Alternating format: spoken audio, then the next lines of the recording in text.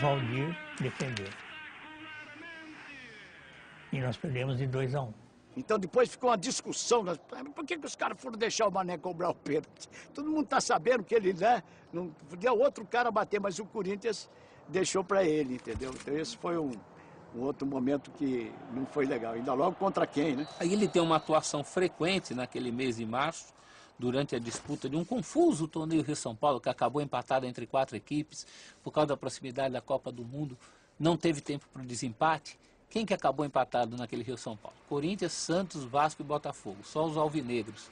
O Rio-São Paulo alvinegro. 27 de março, última rodada, 0-0 com o Santos. O Garrincha sofre um pênalti do Zito. Há uma foto que mostra esse momento, uma foto emblemática, né?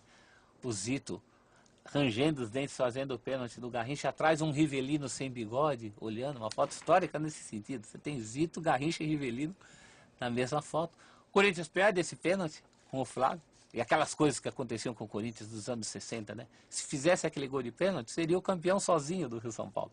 Tem um lance que se coloca, que está lá, que ele pega a bola, ele dá aquela negociada, os 2 jogadores do Santos, assim, fizeram isso. No lance seguinte, ele foi para a linha de fundo, o lateral encostou nele, ele caiu.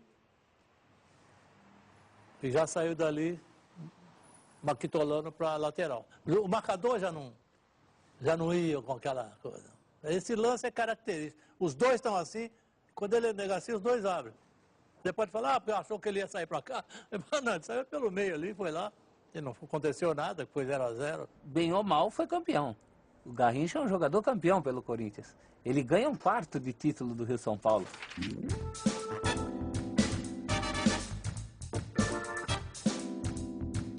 Não teve comemoração nenhuma. Muita gente nem sabia que tinha sido os 4 campeões que a CBF que homologou depois. Não foi uma comemoração de ganhar sozinho, né? Mas foi uma comemoração de ter ganho, porque nós chegamos lá em cima, né? Brigamos com essa esfera toda lá.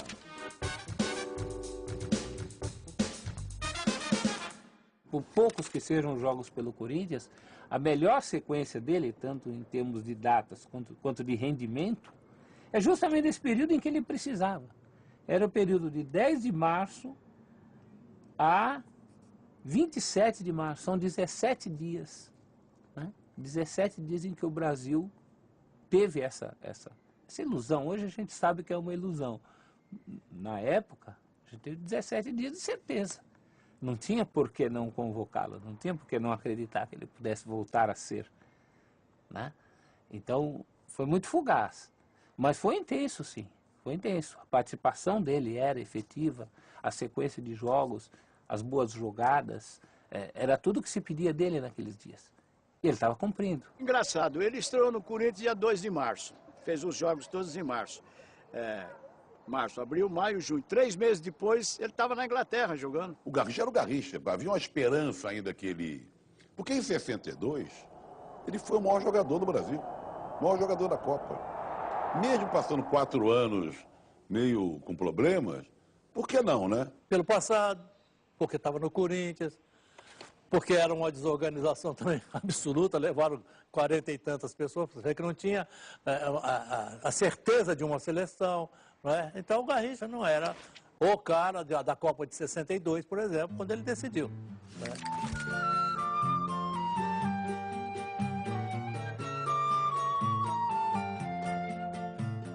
Eu sabia que eu não estava bem. A Copa de 66. E eu não queria que ele fosse, porque eu sabia que eu não ia render nada. Assim que ele estava. Eu não quero contar, mas ele estava com problema de joelho. Mas o joelho dele era aquele estrago mesmo, tudo torto, caramba. E de tanto ele dar aquela arrancada da flexão, o joelho foi inchando, então, porque ele perdeu a velocidade de saída da bola. Quando ele foi, ele estava seguindo uma sequência normal de atividade, gradativo aumento, para que nos 45 dias ele pudesse começar a jogar e ganhando condições. Mas com tantos jogadores na seleção, 44 não dá para dar atenção especial a todos eles. Ele Ele controlou até o alcoolismo, ele controlou a preparação física com uma meta, que era a Copa do Mundo. A expectativa que a gente tinha que o Garrincha ia dar certo. O Garrincha não tinha como dar errado, por mais que não tivesse bem. Ainda havia uma esperança em todo mundo de voltar a ver os dribles do Garrincha, né? Que infelizmente já não eram mais possíveis. E principalmente o destino da seleção brasileira e dele naquela seleção brasileira em 66. Né? Fomos campeões antes de chegar na Inglaterra, que ia para Belo Horizonte, desfile dos jogadores, ia para o Rio de Janeiro, desfile dos jogadores. Para sair de Lambari para Caxambu, que são cidades próximas, era um cortejo. Os ônibus levando a seleção brasileira e atrás aqueles carros de imprensa, carros de políticos, festa, passava pelas cidadezinhas, todo mundo dando adeus. Farra total. É aquela coisa que eu falei, você, pelo fato de você ser campeão, bicampeão, com brasileiro não há quem possa. Havia esse sentimento. Vamos ganhar de novo.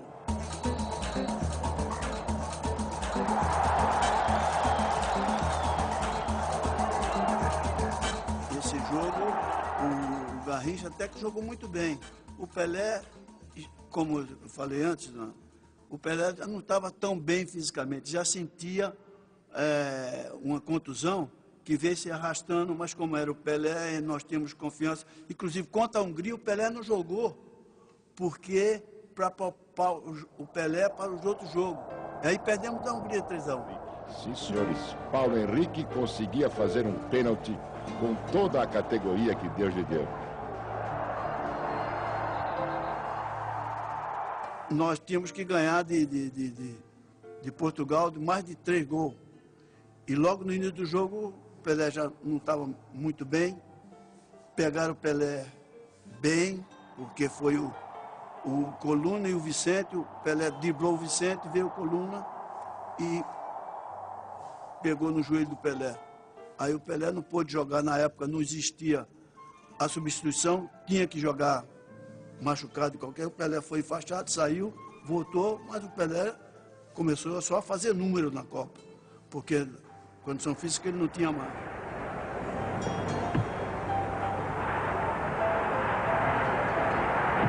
Brasil versus Sula. Eusébio cresce em prestígio. Todo jogador jogou aquela Copa ali, perderam a chance de jogar na seleção de novo. Porque foi uma Copa que o Brasil não esperava que acontecesse. Ainda mais contra Portugal. Portugal a gente ganha jogando para trás, pô. E aquela perca ali foi total para determinar esse jogador da seleção brasileira. Eu acho que na cabeça do Mané Garrincha, nunca passou na cabeça dele, conscientemente, o fato, ele nunca se encontrou com essa realidade de que ele não tinha mais a mesma força. Para ele, ele tinha. Porque em determinados momentos no jogo, ele tinha lampejos do que ele sempre foi.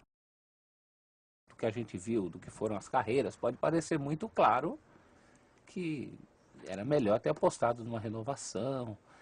Mas é muito difícil dizer isso para o povo brasileiro apenas 4 anos depois do que ele tinha feito no Chile.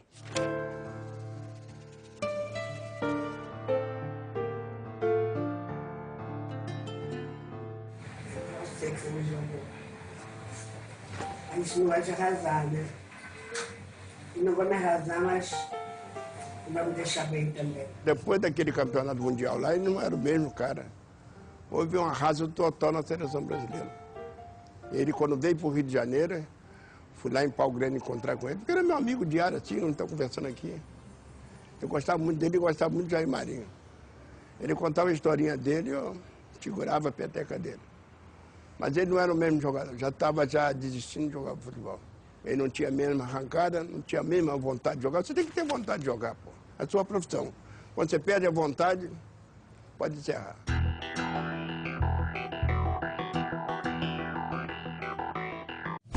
Promoção Jogada Aérea Final Campeão da Latam Airlines. Todos